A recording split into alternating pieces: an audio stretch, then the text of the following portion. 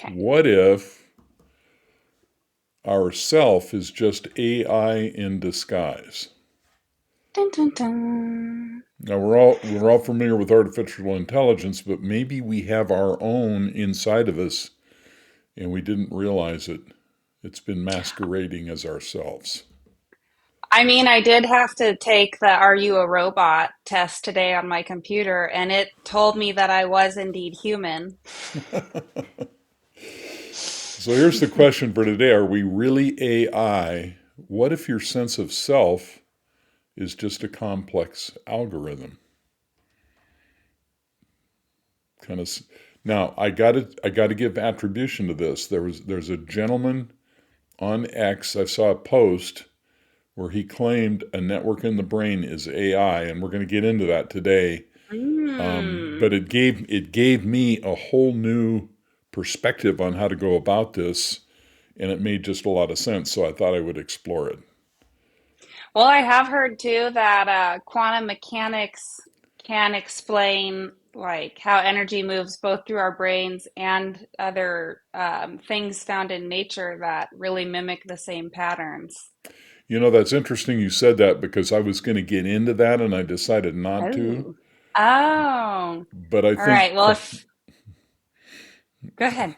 I think quantum theory has a lot to do with this, and I Yeah. just it was yeah, it was just a rabbit hole I didn't want to go down to today because it Oh, would have I been know. a 2 hour video. Well, and like I'm just restarting school too, and I'm thinking like, should this be part of my program? Should I be studying quantum mechanics? There you go. So, that's going to take years, so I can understand how even 2 hours would be short. So, welcome to Mastering Thought. We invite you to soar with us as we go through this material. And I'm Dr. Mark Waller, and this is Christina Black. Hello. I've been a marriage Oh, family therapist for 25 years.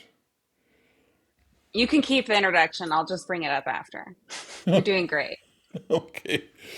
And Christina is a cranial sacral therapist, and we team up every week or so to explore all this kind of interesting stuff. So, what Mhm. was your point? Where were you going there for a second? Oh, well, I was just going to say if anybody listening would like to explore the conversation of quantum mechanics or uh, quantum physics or anything, I think we should have a fruitful chat below and or maybe Yeah. another episode if it's that juicy.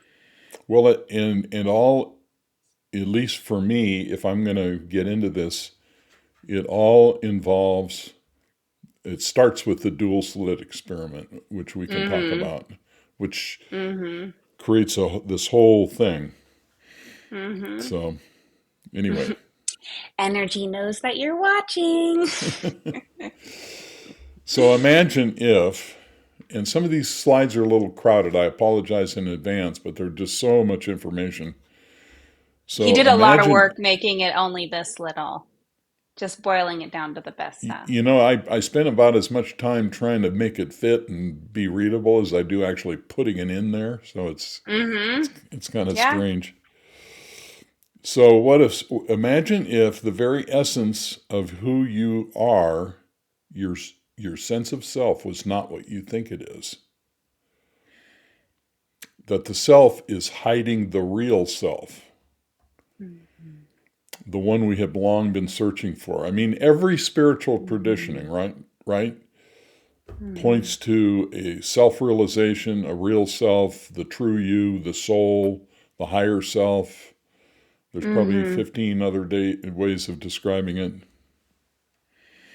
What's interesting is in craniosacral dialoguing, when we're working with someone, there's going to be a time where we're trying to get them to talk to that deeper part of themselves or to listen to that deeper part of themselves. And, sometimes I have to ask about, relating to some issue they brought up. Do you think some deeper part of you knows the answer to this or knows what you want here? and they'll say, "Oh, I'm not sure." And then we're supposed to question, like, "Oh, I wonder what it would be like if you did know what the deeper part of you was saying." And usually that's about the only nudge people need to tap into that non-conscious part of them where Mm-hmm. the observer lives. And Okay. so what your slide said, the one before, can you pull it up? Uh, Yeah, so just imagine if the very essence of who you are, your sense of self, is not what you think it is. And that whole like I wonder and imagine and be curious. There's so much to all this exploration, because you're basically saying the same thing. Like, I wonder if there is some deeper part of you that isn't what you think it is. so it's very interesting to hear you bring this up because not only did I leave the whole discussion of quantum mechanics out of this, I also left this whole area of how to allow that deeper self more entry Mm-hmm. into your life. So Mm-hmm. maybe we need to do two more in this series Okay. because I like a good series. There's a lot. Yeah.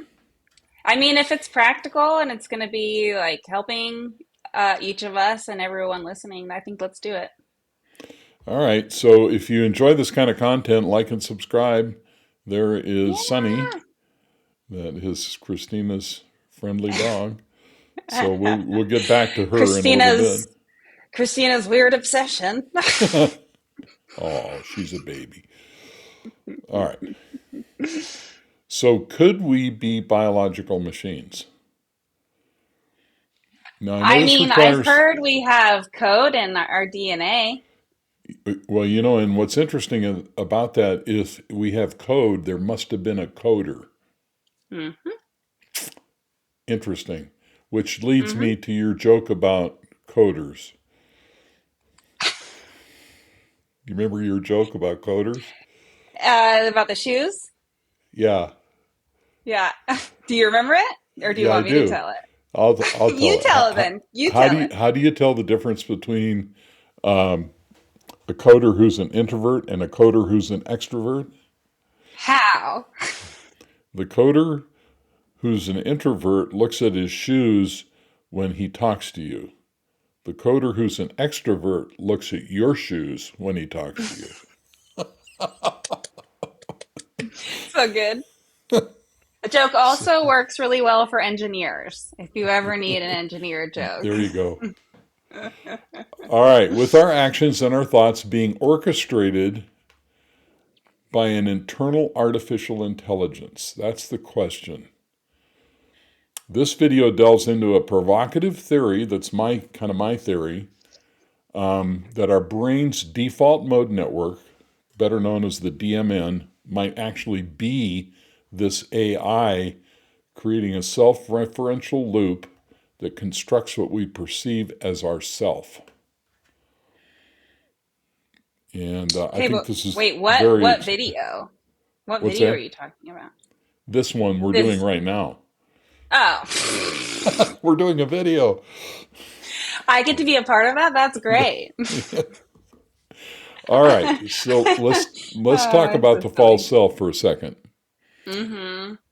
Because what we're going to do here is we're going to explore how this default mode network functions to produce a false sense of identity, leading us through life with a script we might not even know we're following. Mm-hmm. And we will Been consider there. aren't we all? So we will consider the possibility of a meta awareness or a higher self that exists beyond this network, which makes perfect sense because anybody interested in spiritual or personal growth is looking for that higher self, aren't they? Yeah, right. So, what we're going to do is we're going to question the illusion of selfhood and explore true self realization that might only come when we transcend this constructed identity. Mm-hmm. Okay, how's this coming across? Is this making sense? So, It's what we're going it's to do making is sense. Yeah. there's this network in the brain that's producing the sense of self that's actually not the real thing. Right. Okay, Right. And are we so trying to tie this to other names for it, or are we just trying to bring this story no, first? bring the other names up as we go along so people Okay, can so relate. so this is also maybe like at least on this channel how we'd refer to the ego. The default mode network is definitely the ego. Yeah, Yes. right.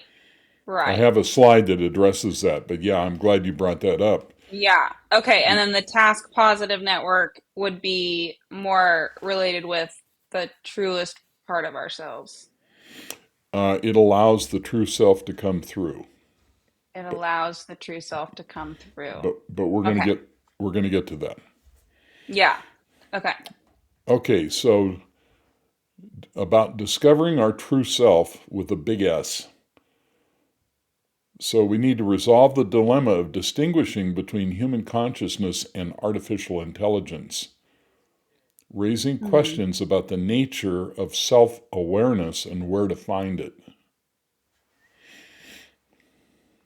So that's part of what we're going to discover here. Okay. All right. Now, if this feels a little awkward, it is awkward. It's awkward to explain it. Okay. Well, I think you're doing all right so far. How do you think? Okay. Well, we'll see. And I appreciate the positive feedback. It makes me feel I'm on Yeah. track. All Cool. right. So let's talk about the default mode network as artificial intelligence. Yeah. Is if this is true, then there might be a meta awareness or higher self above the default mode network. So, in other words, there's this sense of self, but there's this actual awareness that's somehow looking on above that. Right. The key to this is the self referencing function of the default mode network, which creates a false sense of self. Well, and like, you know how they say the body remembers what the mind forgets? And Uh like, huh. you can hold like tension or trauma from things that happened to you when you weren't even awake and things like that. Uh huh. I mean, even that kind of speaks to there being some sort of higher awareness, like if your body can remember something that your conscious mind might not have been able to because of some sort of substance you were given or whatever, Mm. like for any number of reasons, but like that your body can still catalog things that happened to you. And even in like the body work, people can have body work done on them and begin to like have memories of what was happening because it was stored in that tissue. Uh huh. Well, let me define what I So, mean here by false sense of self. yeah. I'm talking about the feeling of me doing something. Mm-hmm. When I'm sitting here reflecting on me, so it's not some amorphous thing. It's the experience we have all day long of me thinking this and me doing that, and this subjective me that we think we are in a world of objects around us. But ultimately, it is our goal to realize that this self that I'm describing is false, and that the true self cannot be realized until this mistaken identity is cleared up. Mm-hmm. Because what I'm saying here is even the sense that there's this me that's here that's doing something is in fact false. It's an object itself, and I'm going to hopefully get close to proving that today. Okay. So, as you said a moment ago, the default mode network is this feeling of me, this sensation of me, or what we call the ego. Mm-hmm. And honestly, don't think there is a whole lot of controversy about this at this point. Mm-hmm. You know, the default mode network was only discovered about 12 years ago, but since then, there's just been a lot of understanding about what this is. Now, it's not just Mm-hmm. one little place in the brain, it's a Right. network that's spread out all over the brain. Yeah, you pulled up a really cool picture before of like where things were firing in the brain while the default mode network was running. Well, as fate would have it, I don't have that picture today. That's okay. There's some other videos that you have with it though. So if someone's curious, it's pretty neat to see physically where in the brain is activated during that. Actually, if you just look up on the internet default mode network, there are dozens of pictures that show Ah, exactly that. perfect. Saving So the everybody default mode time. network is a network of brain regions that activates when we're at rest, when we're not focused on the outside world, when we're, think about daydreaming, the remember Like zoning past, out. the imagined future. It Mm-hmm. involves self-referential thinking. Mm-hmm. What does that mean? Well, we're thinking about ourselves. It involves autobiographical memory, reflecting on our Right. story. Right. And it is a constructed sense of self. We are constructing a sense of self that's imagining the future. Mm-hmm. And it is a key player in how we perceive ourselves as distinct entities with personal narratives. Mm-hmm. Now, your dog Sunny probably doesn't have a default mode network, so she's not spending a lot of time perceiving herself as a personal narrative. She's just busy being a dog. You're probably right. We do joke for her that her big message for the world is, "Hi, I'm Sunny." And so, this is kind of what distinguishes us from the animal kingdom is, at least that we know of, a lot of them don't have self-referential thinking. Huh. Are you sure? No, I'm not. Oh, I don't know. I've heard some different things that might challenge that, but I think this would be a good thing for me to look into. So, in other words, the default mode network constructs a feeling of me. Now, I want to demonstrate the feeling of me. And I'm going to ask, Mm-hmm. and you and I've done this before, so I'm going to ask you to be my Mm-hmm. guinea pig here. I But like doing this people exercise, yeah. people who are watching this can do it along with Mm-hmm. us. So what I'm going to have you Easy. do is I want you to repeat your name in your head silently. My name is Mm-hmm. Christina. My name is Christina. And then every now and then I want you to say my name is somebody else's name, like Mark or Ralph or Mary.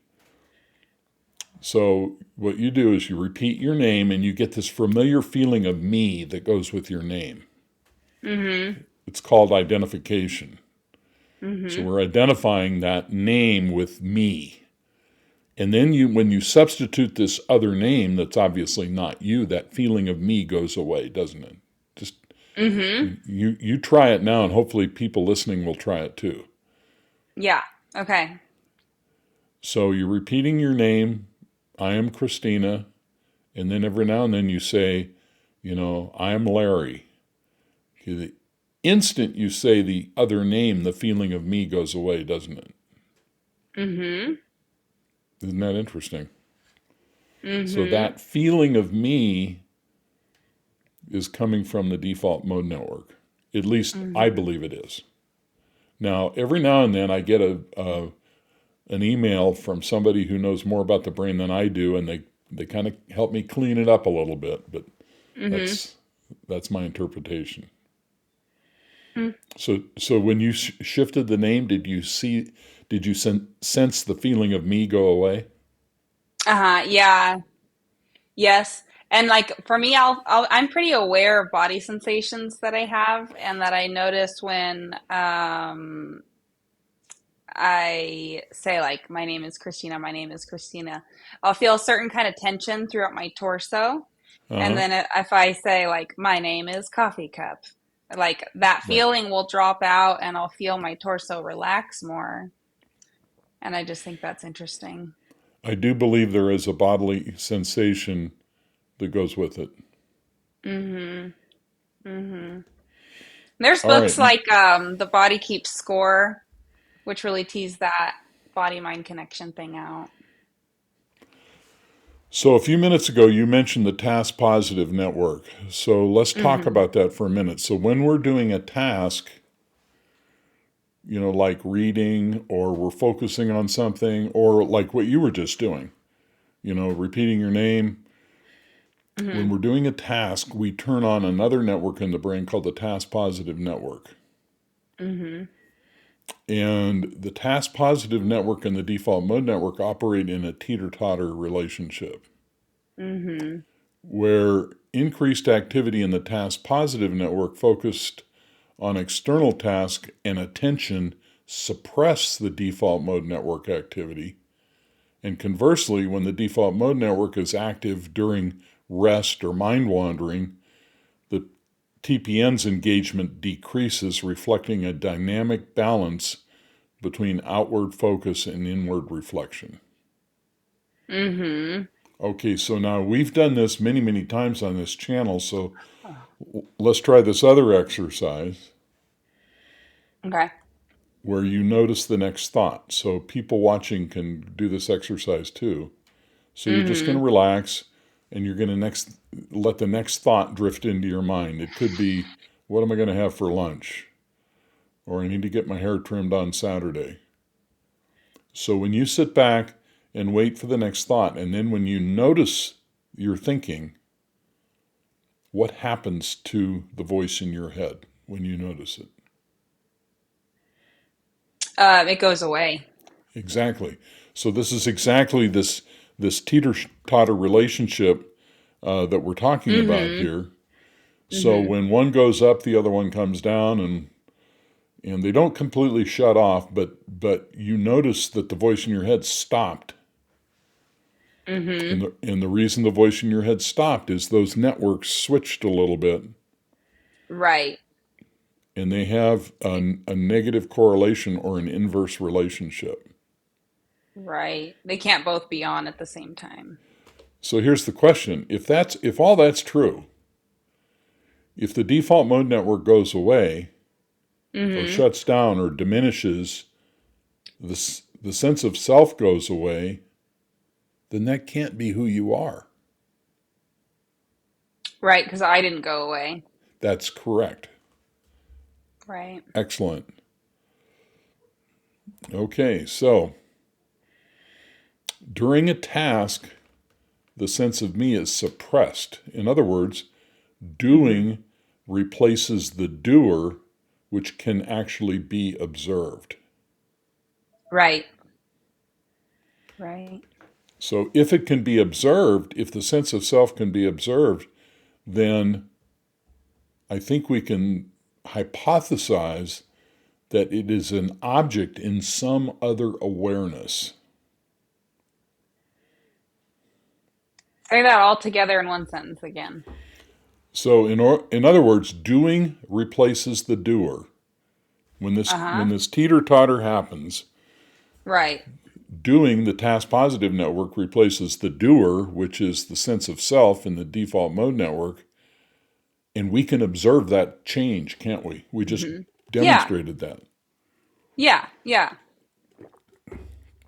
If that's true, which we believe it is by our own experience, if that can be observed, then that sense of self is in fact an object because it comes and goes. Mm. Mm-hmm. But we don't come and go. Right. Whoever we is. Mm-hmm. All right, is this getting too deep in the weeds? I think we're doing okay. But if anyone has questions, please write them below. Yes, absolutely. Yeah. Yeah. As a matter of fact, we're developing a whole online community that we're very close to launching, called Thought Masters, and Mm-hmm. it's going to be to help people understand and implement these concepts in their lives. And so, Mm-hmm. if you're interested, just scan the QR code. It'll take you to a form, and you can indicate your interest right on I think the last checkbox. Right now, we're offering a huge discount for people who want to be founders in the Thought Mm-hmm. Masters online community. Yeah. It's going to be a good time, and it's going to be a good way to really learn these things deeply. So we're excited to see you over there. And if you're seeing some weird changes in my face. It's we've got a storm today, and every now and then the sun comes out, and it's if when you're in an office with a big window, it's really hard to manage this whole thing. That's true. Yeah. The light. You're at the mercy of the sun. All right, here we go. So now this brings in one more aspect, and I want to talk about the the experiments that were done by Benjamin Libet. Now I don't know if this is Libet or Libet or what was your pronunciation? Libet. So somebody who knows will no doubt inform us how to actually pronounce this. They're all, it's just So Libet. what they did, um, I believe he's in the Bay Area. I'm not sure what university he was at. I think it was Berkeley, but I'm not sure. Mm, Anyway, his famous experiment involved measuring what's known as the readiness potential in the brain. So they had mm, people connected to EEG, and what they would do is measure the readiness potential, which is an electrical charge that precedes voluntary action. So they would have, okay. I think they had So it's just ready to go-ness. I think they had them bend their wrist or lift their finger or something, and Okay. then they would record when they had decided to take action. And what he found was that this readiness potential occurred a half a second before the person was consciously aware they had decided to act. Okay. Yeah. Oh, And that was so like we talked before about how there is a half second difference between when your brain makes a decision and then that you're aware of making a choice, uh-huh. right? Is that and you're like is that the same Right. half second? That's correct. That's what we're talking about. Okay, so the synapse happens and then a half second later you think you're in the driver's seat doing that That's choice. that's correct. Okay. And Which so is the readiness potential what makes that snap happen in the first place?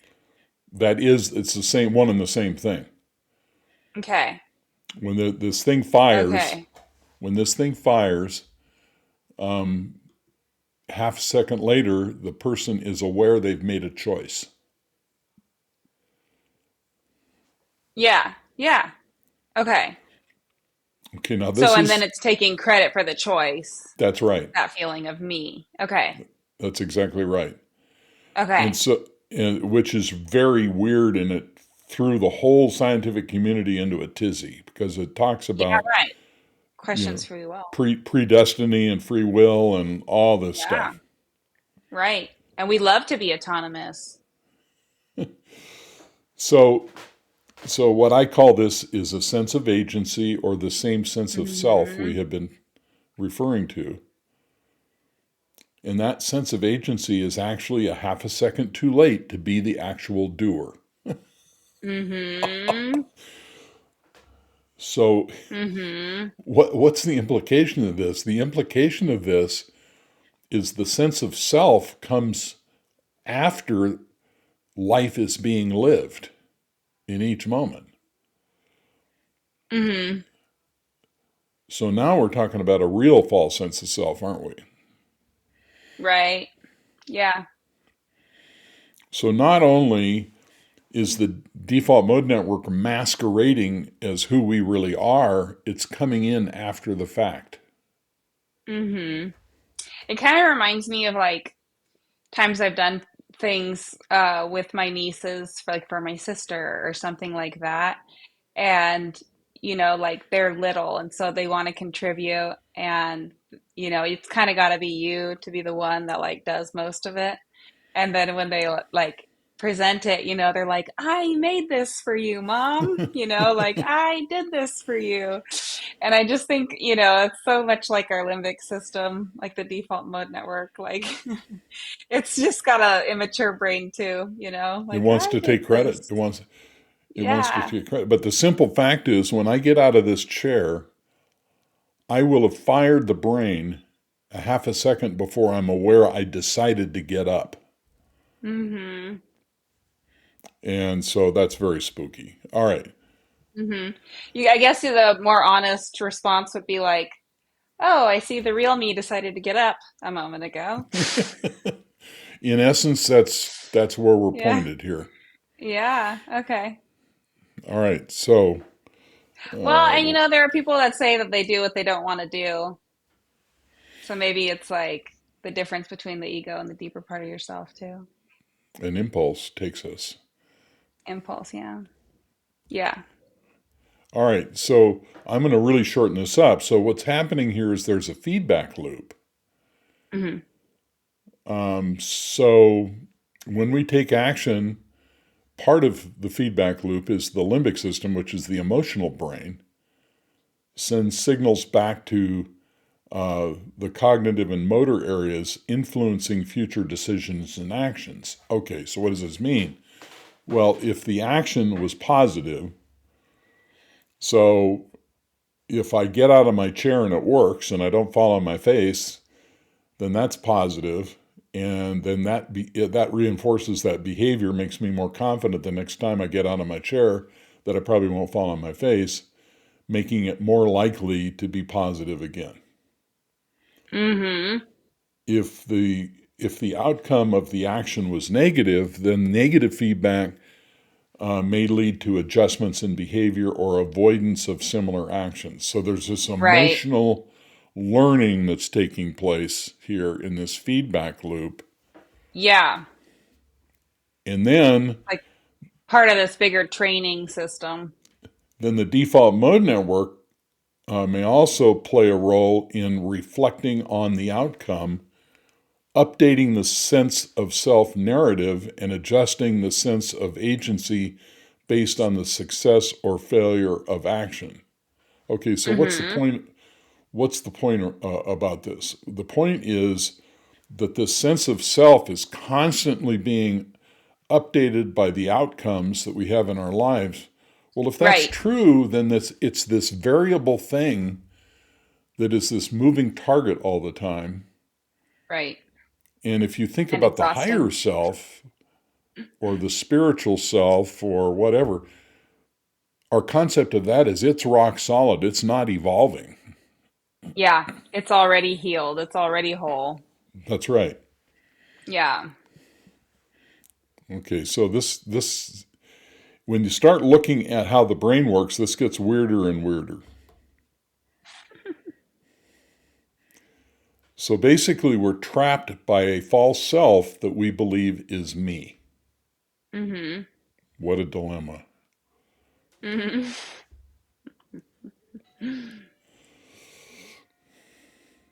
Is Okay, that you ringing the doorbell? somebody's ringing, Is that your hopefully. sense of you ringing the doorbell? So, in summary, then, are we simply AI?